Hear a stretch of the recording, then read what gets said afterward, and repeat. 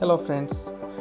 So episode 3 I think in my CISSP preparation journey. So what we are discussing today. I will be explaining certain terminologies which we often see while we study different topics in CISSP. Now these different terminologies are not sort of well explained in a contextualized way. So they are presented, and most of the people find no difficulty in understanding this. But I think that my interpretation can add to the understanding. And for some people who lack the visibility in the field of network information technology, um, not information technology because we all are in the field of information technology, but specifically to the information security field of the information technology. So I will begin that. Before before I go and explain those terminologies, which is not a secret, I will just be explaining simple things like what do we mean by intranet, what do we mean by DMZ or screened zone, what is meant by extranet, what is meant by production zone, and related things. So these things I will be explaining in a way which will give everyone a context to relate other terminologies when we study things like backup and restore, things like cross-site scripting. So we discuss these network zones, but we often don't have the clear picture what is meant by this, what is meant by these different terms. Yeah, so I will be explaining that. Before that, let me share one personal experience I had with this CISSP preparation. And I think we should constantly keep an eye on not one thing, I will say two things, which we should seek as part of this preparation. So one thing is which I think um, different people have different understanding and interpretation. So common sense of security. So with this preparation, we should develop a common sense of security. And second thing, we should be developing wisdom of security governance. So these two things, these are very important thing, and we should always keep an eye, keep a check that whatever topic we are studying, by by the end we complete that topic. Let's say we are studying CIA, confidentiality, integrity, and availability. Then with this study, the outcome should be we should get a common sense for this security terminologies, and we should develop a wisdom in how to apply different methods, technology, and processes to achieve that objective. So these two things are quite important. Now let me jump to the topic which I want to explain. Now every network is unique in a way that the network should be complementing to the business it supports.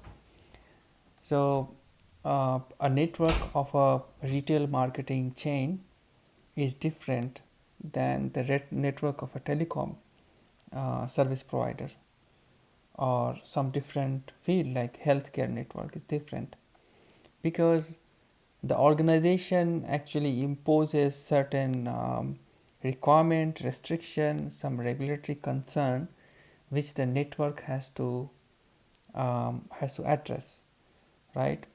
But in terms of a typical network, you know what, this typical word is very familiar with to all of us, because you know in our school days we often study things in this typical scenario, like if you remember our early like classes in biology.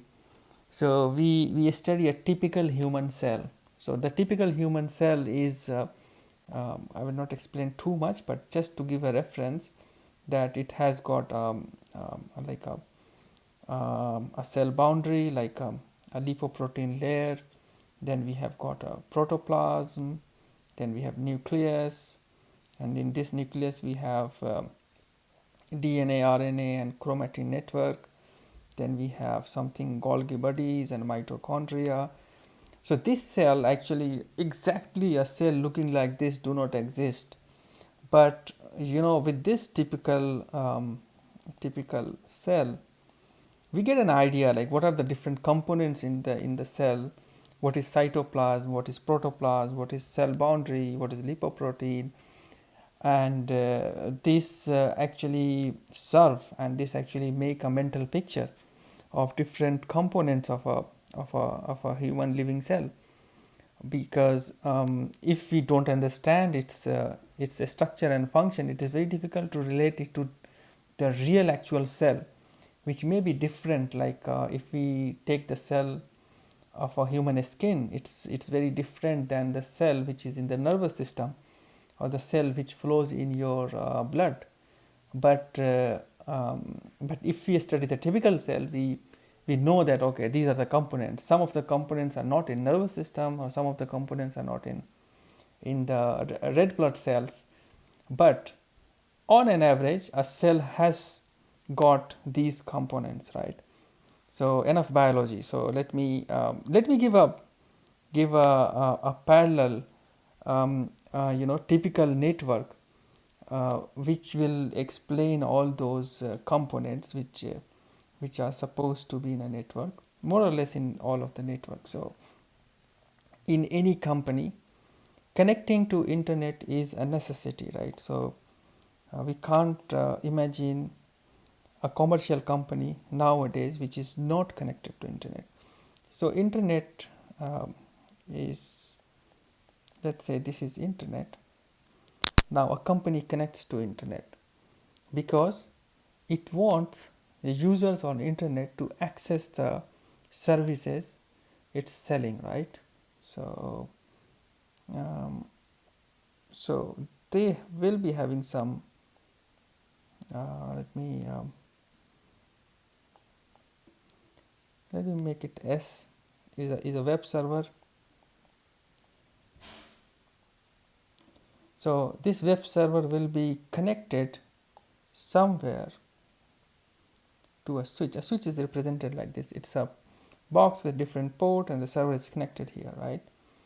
Now if this switch is as it is connected to the internet, so there could be a lot of problems, right? There is no security, right?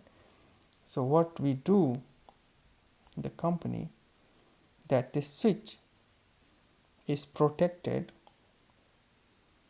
by something we call a firewall.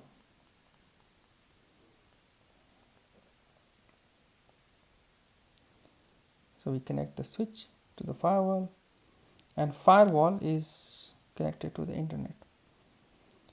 Now with this firewall, what we have done is we have given some sort of security which is called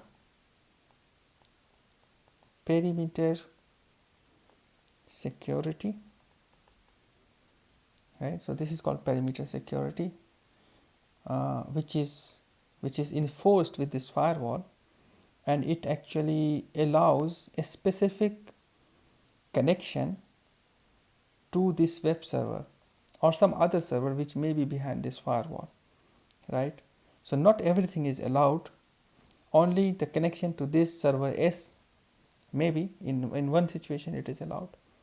And the way this firewall operates is, if we recall, there is something called rule-based access control.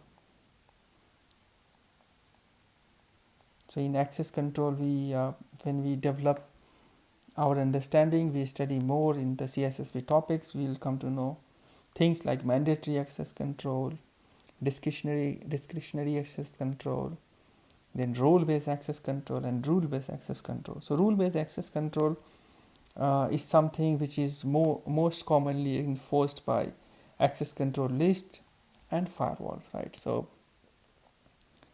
what are the things which we have to understand in this basic network? So this basic network actually presents different area of the network, which is known as zones in technical terms. Zones. If you look, this firewall act as a boundary, and in this setup, there is a boundary which separates internet with a private network, which is a network of a company, right? So this network which is behind this interface, let's say this is interface 1, interface 2, behind this interface is called internet, or I will in more general security term, I will say that this is untrusted. Why it is untrusted? Because on internet we don't know who is coming. Anyone can come with any source address, with any security settings.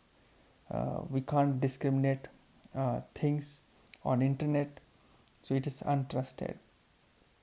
Now things which is behind this interface 2 is supposed to be trusted, right? So a user who is on internet can have a direct connection to a server S.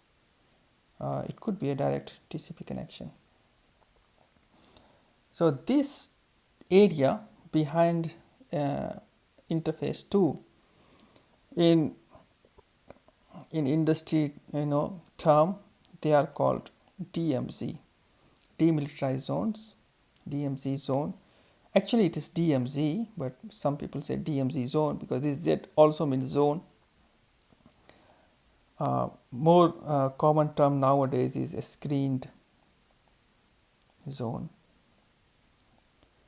right? So a DMZ is a place where a direct TCP connection can terminate from an untrusted network, right? So this is the definition we should have in our mind, that from the perspective of a connection initiated from internet, we generally don't allow a direct TCP connection to systems which are supposed to have the sensitive data, like top secret data, things like that.